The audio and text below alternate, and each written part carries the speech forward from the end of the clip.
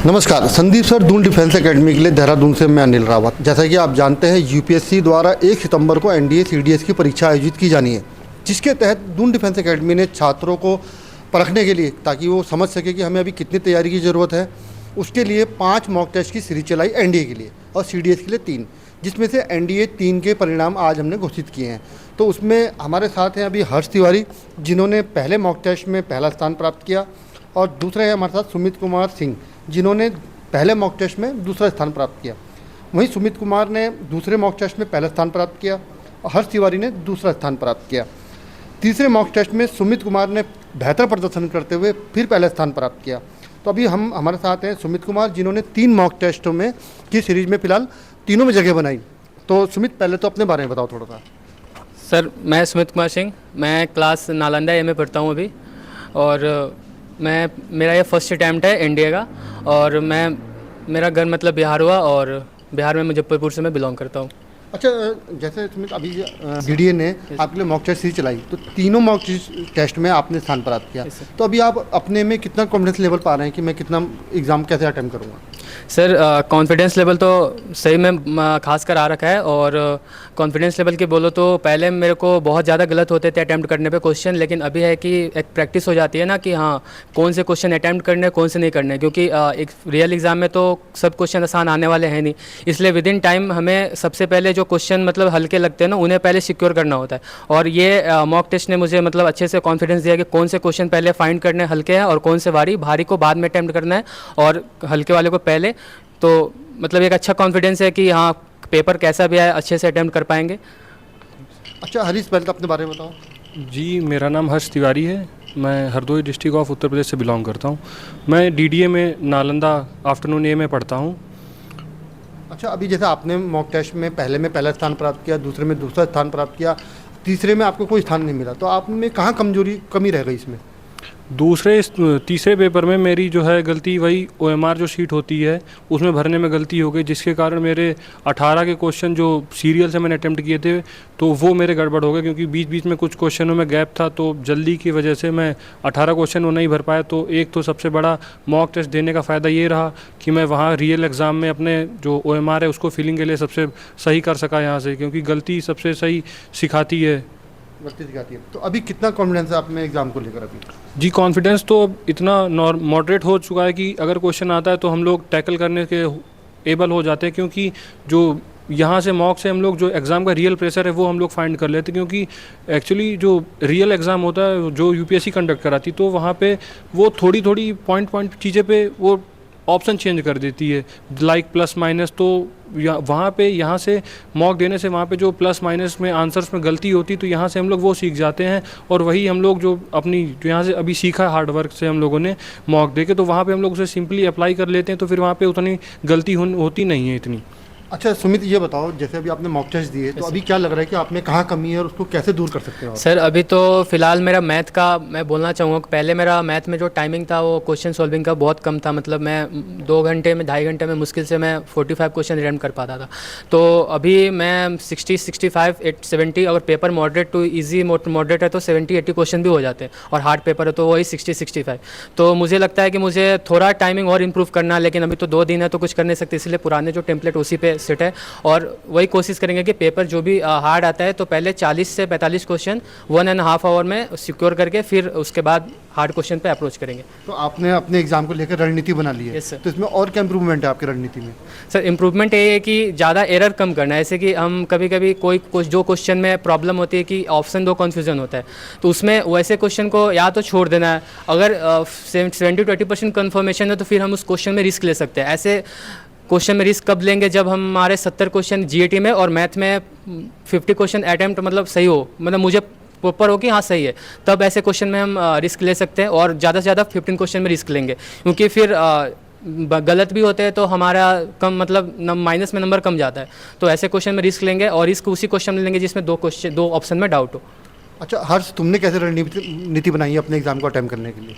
जैसे मैं पहले भी एनडीए के एग्ज़ाम्स क्लियर कर चुका हूँ, तो मतलब ये यूपीएनडी का पेपर ऐसा रहता है कि मैथ का जो है प्रॉपर ऐसे नहीं आते लाइक स्पून फीडिंग, क्योंकि वहाँ पे चीज़ें आपके सामने नहीं होती हैं, तो वहाँ पे आपको पूरा कामनेस के साथ आपको अटेम्प्ट करना पड़ता है। तो सबसे पहले रणनीति ये होती है कि आप 40 से 45 क्वेश्चन जो आपको बिल्कुल श्योर एंड शॉर्ट हैं उनको करके आप सेफ जोन में पहुँचें। उसके बाद आप वो क्वेश्चन अटेम्प्ट करें जिसमें आपको लगता है कि एक बार अगर मैं इसे और सॉल्व करूँगा तो वो मेरे से सॉल्व हो जाएंगे। उसके बाद अपनी OMR अच्छे से प्रॉपर भर सकें, जिसके बाद जो लास्ट टाइम है उसमें रेस्ट टाइम में आपका जो मॉक OMR फिलिंग है वो गड़बड़ ना हो सके। तो इसी प्रकार से मतलब जो क्वेश्चन है वो आपके सही अटेम्प्ट हो जाएंगे। और अगर आपको किसी में क्वेश्चन में डाउट लग रहा है तो उसको यही है कि उसको नहीं अटेम्प्ट करना है, क्योंकि डाउट हो इसीलिए लग रहा है या तो आपको फार्मूला नहीं एग्जैक्ट पता है या तो आपको मेथड में कहीं पे गलती आ रही है। तो जिस क्वेश्चन में आपको डाउट लगता है तो वो क्वेश्चन नहीं अटेम्प्ट करना है, अपना प्रॉपर 40 से 45 फर्स्ट आपके उसमें मतलब लाइक IPL आपको खेलना है कि जो IPL में 4 से 5 ओवर जो टीम सबसे पहले खेल जाती है तो वो अच्छा स्कोर बनाना चाहिए। उसी टाइप आपको 1 से 1.5 घंटे में आपने 40 से 45 क्वेश्चन अटेम्प्ट करके आपने सेफ जोन में पहुंचना है। उसके बाद जो है आपको जो क्वेश्चन नहीं आते उन पे आप अटेम्प्ट करिए और उनको OMR में फिल करके अपना इसी टाइप से मैथ का। और GAT में रहता है कि अगर आपको एज हम लोग देखें जो अभी प्रीवियस 1-2 पैटर्न से UPSC जो है वो डायरेक्ट स्पून फीडिंग नहीं कर रही, लाइन में नहीं क्वेश्चन, वो प्रॉपर आपको कम्प्रिहेंसिव टाइप में क्वेश्चन पूछ रही है। तो उसमें ये है कि आप सबसे बेस्ट ऑप्शन है कि उसमें ऑप्शन एलिमिनेट कर सकें, क्योंकि एलिमिनेशन बेस्ट ऑप्शन है, क्योंकि उसी के द्वारा हम जो है बाकी ना ही, क्योंकि ऐसे 3 ऑप्शन सबको नहीं पता होते, लेकिन हम लोग ऑप्शन एलिमिनेशन से सबसे बेस्ट ऑप्शन है। उसके बाद हम लोग प्रॉपर इंग्लिश में अटेम्प्ट करते हैं, क्योंकि इंग्लिश में बहुत से रूल्स हैं। तो इंग्लिश में बिल्कुल श्योर एंड शॉर्ट खेलना है कि अगर हमारे डोमेन में है बॉल तो हमें बस वही को मारनी, बाकी हम लोग को आउट ऑफ रेंज और डोमेन जाके नहीं अटेम्प्ट करनी है चीज़ें। अच्छा, जैसे भी आप मुझे बता रहे थे ये 5वां इंडिया का आपका अटैम्प्ट में 4 आप पहले रिटर्न क्लियर कर चुके हैं, SSB भी आप में स्क्रीन आउट और जो आप नहीं सफल हो पाए, तो उसके बारे में थोड़ा सा बताएंगे क्या रहा उसमें? उसमें ये रहा कि जैसे रिटर्न क्लियर हो जाता है, लेकिन SSB के जो हम लोग के पैरामीटर्स हम लोग अपने आप से देखते हैं और वहाँ जो एक्चुअल पैरामीटर्स है वो काफ़ी अलग रहते हैं। तो यही है कि पहले स्क्रीनिंग नहीं हुआ, तो स्क्रीनिंग में ये रहता है कि आपके जो वहाँ पे पैरामीटर्स हैं, जो आपका picture perception display discussion test होता है और उस पर जो नरेशन होता है, तो और उसके और जो OIR सबसे फर्स्ट में होता है, ऑफिशियल इंटेलिजेंस रेटिंग, तो उसमें अगर आप जो है सही से अगर आपकी स्टोरी फर्स्ट स्टोरी में ये रहता है कि आप जो स्टोरी बना रहे हैं उस पर जो ओवरऑल जो सोसाइटी है उस पर आपका कुछ इम्पैक्ट आना चाहिए। सिर्फ स्टोरी आपको निगेटिव नहीं बनानी है और स्टोरी आपको ऐसे बनानी है कि उस पर सोसाइटी अगर बाद में इसको देखे तो आपका उसके ऊपर कुछ इम्पैक्ट जाना चाहिए। और उसके बाद कॉन्फ्रेंस में ये रहता है कि कॉन्फ्रेंस में एक बार जब आप रिपीटर बन जाते हैं तो उसके बाद काफ़ी चांसेस रहते हैं नए नए। तो उसमें यह है कि जब आप स्क्रीन इन होने के बाद आपका फर्स्ट डे से psychology screening, that is second day of SSB, आपका साइकोलॉजी स्टार्ट हो जाता है। तो साइकोलॉजी में जैसे हम लोग देखें कि TET VAT SRT and SDT, तो टैट वैट में एक्चुअली जैसे वैट में हम लोग को 15 सेकंड मिलते हैं कोई भी चीज़ देखने को लिखने के लिए, तो वहाँ पे इतना टाइम नहीं बन पाता, क्योंकि वहाँ पे हम लोग को एक्चुअली प्रेशर भी होता है, कहीं ना कहीं नर्वसनेस रहती है, तो वहाँ पे थोड़ा सा वो। बाकी आपका फर्स्ट है कि इंटरव्यू, अगर आपका इंटरव्यू सही जाता है तो आपको इंटरव्यू में पहली बात तो ये है कि आपको जो चीज़ रियलिटी है वो पहली बात तो PIQ फॉर्म में लिखनी है, और वही चीज़ आपको जो है वहाँ पे इंटरव्यूअर जो है वहाँ पे सामने है।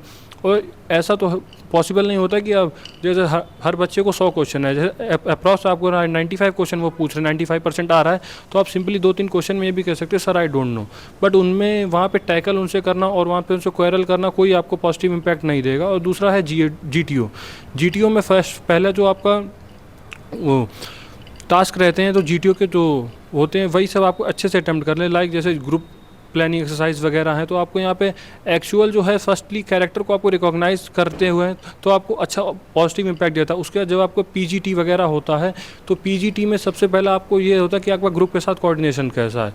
तो इसी टाइप से जब इंडिविजुअल ऑब्स्टेकल और कमांड टास्क वगैरह होते हैं तो आपको ऑब्स्टेकल अच्छे आउटपुट में ले जाते हैं। तो वहीं पे मुझे लगता हो सकता है कहीं पे मेरे जो पैरामीटर उसमें ना हो लेकिन उनके पैरामीटर में हो मैं, तो इसीलिए हो सकता है मैं ना हो। तो हम उम्मीद करते हैं कि आपका ये 5वां अटैम्प्ट भी क्लियर हो और आप 5वीं मतलब जो आपका SSB है वो क्लियर हो जाए। तो अभी जैसे हम बताना चाहेंगे आपको कि जो मॉक टेस्ट है, जो पहला स्थान प्राप्त करते हैं बच्चे उनको 1000 कैश अवार्ड है, जो सेकंड है उनको 700 है और जो थर्ड है उनको 500 है। तो हर्ष को मिले हैं अभी 1700 रुपीज़, तो इसको कैसे खर्च करने वाले हैं? इसको ऐसे खर्च करना है कि अभी तो फर्स्टली एग्ज़ाम है, तो उसमें हम लोग पहले उसको अगर एग्ज़ाम के पॉइंट ऑफ व्यू से जो चीज़ें हैं हम कर सकेंगे, क्योंकि ऐसे बहुत सी चीज़ें रहती हैं कि बुक्स वगैरह हम लोग को बाय करनी रहती हैं, और जो मार्केट में जैसे न्यू टाइप के जो क्वेश्चन बुक्स आती हैं तो उन पे हम लोग इन्वेस्ट अच्छे से करेंगे, क्योंकि इधर उधर से इन्वेस्ट है कि अगर हम लोग स्टडीज़ में इन्वेस्ट करेंगे तो हम लोग को आउटपुट ज़्यादा देगा। और लाइक जो मैप बुक आती है तो वो हम लोग के प्रैक्टिस के लिए जियोग्राफी के लिए काफ़ी हेल्पफुल रहती है। और सुमित, तुम कैसे पैसे खर्च करने वाले हो, क्योंकि तुम्हें 3 स्थान मिले, 3 कैश प्राइज मिले? सर अभी तो मतलब नहीं खर्च करना, मतलब कि अभी एसएसबी अगर क्लियर होते हैं उसके बाद जो सर हमें 10,000 कैश प्राइस देंगे, उसके बाद एसएसबी के, उसके पहले एसएसबी के लिए जो बुक्स होते हैं इनसे खरीदेंगे, और जो पैसे सेव होगा उससे कुछ ऐसी चीज़ खरीदेंगे जिससे हमें मतलब एक मेमोरी याद रहे कि हाँ हमने एग्ज़ाम दिया था और ऐसे मिला था। तो उसके लिए अभी तो सोचा नहीं है कुछ, लेकिन हाँ पैसे सेव करेंगे, अभी कहीं और खर्चे नहीं करेंगे। चलो, हमारी तरफ से बहुत बहुत शुभकामनाएं कि आपका एग्ज़ाम क्लियर हो। Thank you. अब हम बात कर रहे हैं जो एनडीए के 3 मॉक टेस्ट हुए उसमें तीसरा स्थान प्राप्त करने वाले तीनों हमारे साथ खड़े हैं अभी। तो सबसे पहले हमारे साथ है कमलेश यादव, फिर है मेहर प्रतीक सिंह, फिर है अरुण कुमार शर्मा। तो सबसे पहले हम कमलेश से बात करेंगे। कमलेश, अभी आपका एग्ज़ाम हुए हैं, आपको 3rd प्राइज़ मिला है एक एग्ज़ाम में, तो कैसा फील कर रहे हैं अभी? अभी तो बहुत अच्छा लग रहा है, क्योंकि मैंने अभी इसमें 3rd स्थान प्राप्त किया है। जैसे कि मैंने पिछले बार भी अपना दिया था, इसमें पिछले बार मैंने मॉक टेस्ट अटेम्प्ट किए थे तो उसमें भी स्थान थे तो ठीक लग रहा था, लेकिन फिर मैंने अपना एसएसबी दिया तो एसएसबी में कॉन्फ्रेंस आउट हो गया। तो फिर मैंने अपना एनडीए की तैयारी करने के लिए 1 महीने टाइम बचा तो उसमें आ गया। तो फिर मैंने अपना जो रिवीजन करने के लिए 1 महीने टाइम मिला है तो उसमें मैंने अपना पूरा रिवीजन किया।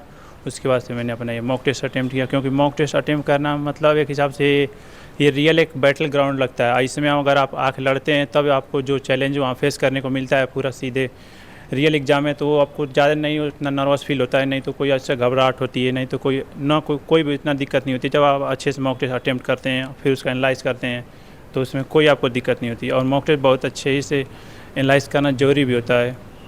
अच्छा मेहर, ये बताओ जो मॉक टेस्ट है अभी आपको कितना लग रहा है, कॉन्फिडेंस लेवल की कैसा रहेगा? यस, जय Hind sir. I am very glad that मैंने इसमें 3rd रैंक सिक्योर किए, और अभी तो जो मॉक टेस्ट दे के बहुत ही कॉन्फिडेंट फील हो रहा है, क्योंकि मॉक टेस्ट देने से हमें एनालाइज हो जाता है कि मतलब हमने कितना सीखा है, और ऐसा हो जाता है कि जो PYQ होते हैं वो रिपीट होते रहते हैं, तो वो मॉक टेस्ट से पता चलता रहता है। और ये भी पता चल जाता है कि जो रियल एग्ज़ाम में how can you tackle the real exam, क्योंकि उसमें फिर पैनिक नहीं होना होता है, क्योंकि इतना पेपर को कितने टाइम में करना है, कैसे क्वेश्चन करना है, उसकी सब स्ट्रेटजी यही मॉक टेस्ट में पता चल जाती है। अच्छा अमन, तुमने भी तीसरा स्थान प्राप्त किया है तीसरे मॉक टेस्ट में, तो जो एग्ज़ाम है 1 तारीख को उसके लिए कैसे रणनीति तैयार की आपने? Jai Hind everyone, I am Aman Kumar Sharma and I am from UP Mathura. First of all, I want to thank to Sandeep sir that have helped me a lot to clear my last written exam. At that time, unfortunately, I was skinned out, but hope I will, at this time I will skin in and confidence in also. So, if I talk about my mock test, that is very helpful for me because there are so many benefits of the mock test. The number one benefit is that it helped me to analyze my mock test after attempting my mock test. Second is that to feel that pressure that has been generally rise in the real test. And the third one, the third benefit of this is that just to because I have seen so many persons who have failed to fill the proper OMR sheet in the real exam, but this mock test helped me to fill the OMR sheet properly. And the fourth one is that like I am mistaking in my topic is weak, and this also tells me, mock test also tells me that which topic is weak and which topic is strong. So and if I talk about my strategy is that if I talk about my maths exam, then I know it very well because I have cleared my last exam, that if I am attempting my maths test from starting portion, then and it is tough, then I will decide that I will leave the first portion and I will start from the last question, because this helped me, because at that time the confidence level is very low. When you are failed to attempt the 3 to 4 questions, then I will start from the last question, and I realized that thing that it is very helpful for me. This is my strategy. And if I talk about GAT, then I'll try to attempt more than 120 questions, because I think that I'm able to attempt because I have scored in last GAT exam very well. So I think that I've cleared my all doubts and all things due to our staff, our mentors. So this is my strategy. चलिए, आप सभी को हमारे तरफ से बहुत बहुत शुभकामनाएं कि आपका एग्ज़ाम क्लियर हो और उसके बाद आप SSB भी क्लियर करें। Thank you sir. Thank you. Kindly subscribe D-Day YouTube channel and don't forget to press bell icon.